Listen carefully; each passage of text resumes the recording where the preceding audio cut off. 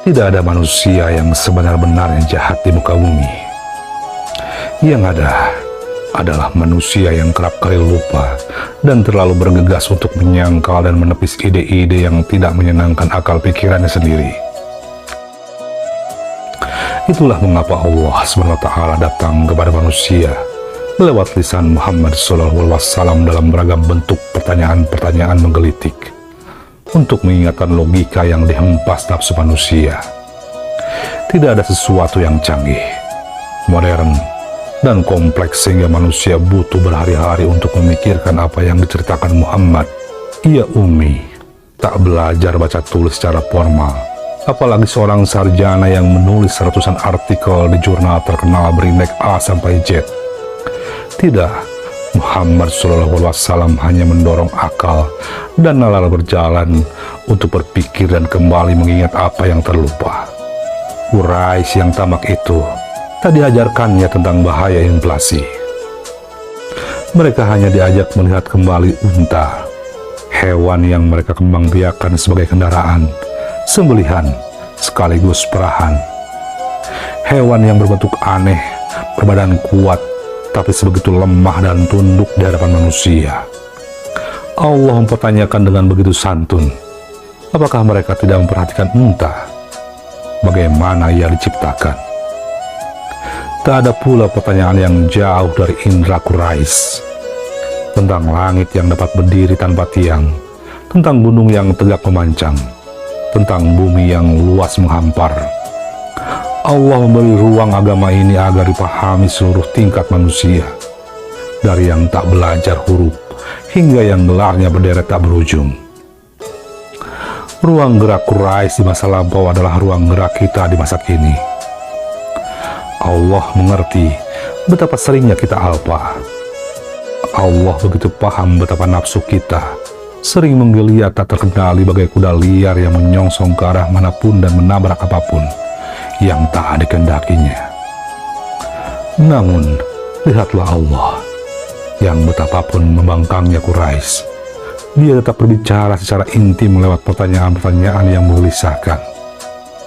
Tidakkah kau melihat, mendengar, dan memikirkan? Allah telah memberi jawaban di akhir setiap pertanyaan. Secara gramatikal, pertanyaan-pertanyaan itu retoris, menghubungkan kita ke dalam satu kesadaran yang telah lama kita tinggalkan. Kita lupa kelemahan diri sendiri, karena seringnya kita takjub pada segala pencapaian yang telah kita raih.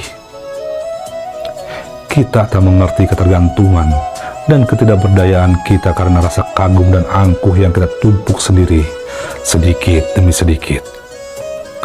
Kita alpa mencari ruang untuk menelaah diri bahwa kita tak pernah menjadi siapapun di dunia ini tanpa Allah yang menjaga skala pernik yang tak pernah kita pikirkan secara detail dalam otak dan strategi hidup kita. Maka, pertama kali Allah mendeskripsikan dirinya dalam kasih sayang. Betapa Dia telah menyempurnakan pemeliharaan atas hidup kita. Manusia yang kerap congkak dengan dunia yang telah ada di genggamannya. Pada mulanya, Allah berwujud pada karakternya yang penuh belas kasih, perhatian, pemenuh rizki, penumbuh kembang, penguat dan penyemangat. Dia adalah seutuh-utuhnya Rob, pemelihara yang tak mungkin dapat disangkal siapapun di muka bumi ini. Bahkan Quraisy yang membangkang sekalipun. Muhammad SAW berkali-kali diminta Allah untuk berpikir dengan pertanyaan yang mengusik akal pikiran mereka. Siapa yang memberi rizki dari langit dan bumi, yang menurunkan air dari langit, yang menciptakan segenap makhluk, yang menguasakan pendengaran dan penglihatan untukmu, yang mengeluarkan yang hidup dari yang mati, yang mengatur segala urusan. Berkali-kali itu pula Quraisy tersudut, tak menemukan jawaban apapun yang lebih tepat, kecuali Allah. Sebegitu dekatnya Allah, Ia meminta manusia berlindung kepada dirinya, yang penuh welas asih itu terlebih dahulu. Dia tak menampakkan diri, mula-mula sebagai penguasa, sebagai sesuatu yang patut dipuja-puji, diidolakan sepenuh jiwa dan hati. Tidak, Allah dekat dalam kasih sayang sehingga dia hadir di hadapan manusia sebagai pelindung yang menenteramkan. Dia berkomunikasi dalam gramatika yang intens dan empatik. Katakanlah, aku berlindung kepada Robnya manusia, yang selama ini melindungi, mengasihi, mencurahkan nikmat dan rezeki, dan menyiapkan segala perangkat hidup yang tak habis-habis di muka bumi. Allah tidak datang terlebih dahulu dengan malikin nas, kekuasaan, kelebihan, dan kedikdayaannya manusia. Allah juga tak hadir serta-merta dengan ilahin nas, kepantasannya sebagai satu-satunya sesembahan dan idola yang dipuja semesta. Seperti itu pula Allah hadir di setiap rakaat salat kita.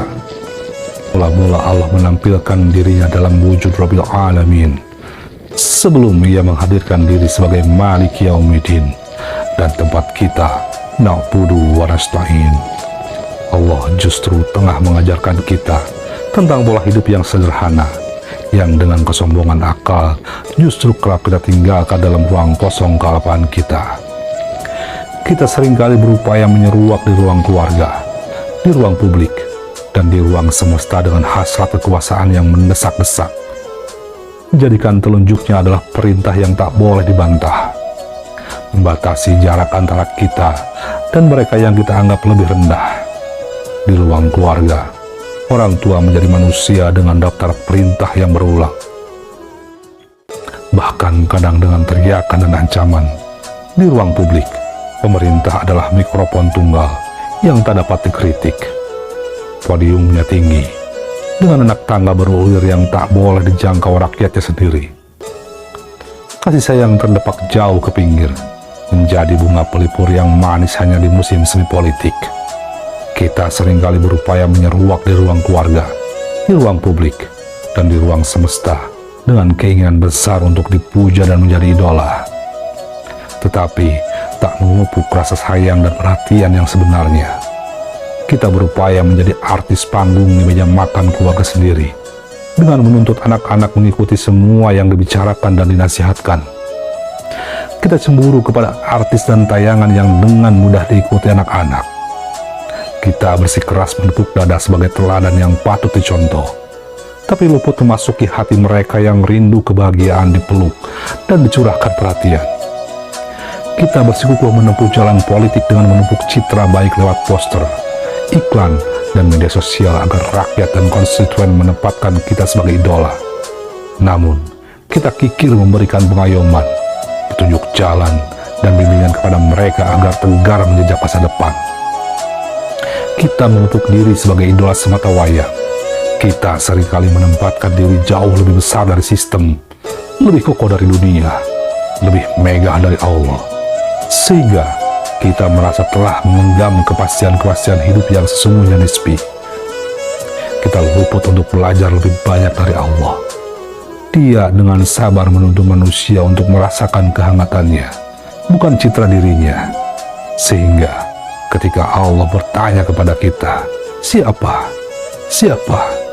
Kita tak berdaya untuk menjawab selain Allah. Sehingga ketika Allah bertanya lagi, siapakah yang memperkenankan doa orang yang dalam kesulitan apabila ia berdoa kepadanya, dan yang menghilangkan kesusahan dan yang menjadikan kamu manusia sebagai khalifah di bumi? Kita lantas tertunduk malu. Kita tak jahat seperti kebanyakan manusia yang tidak secara inheren jahat di muka bumi ini. Kita hanya seringkali luput dan terlalu lekas ingin disanjung dan idolakan. Kita hanya kerap kali tergesa-gesa untuk menolak apa yang tak direstui hati kita. Kita sombong dalam wujud idola palsu di ruang publik, ruang keluarga, bahkan ruang hati sendiri yang sering begitu rapat kita kunci.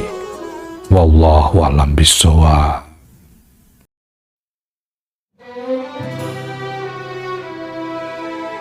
Thank you.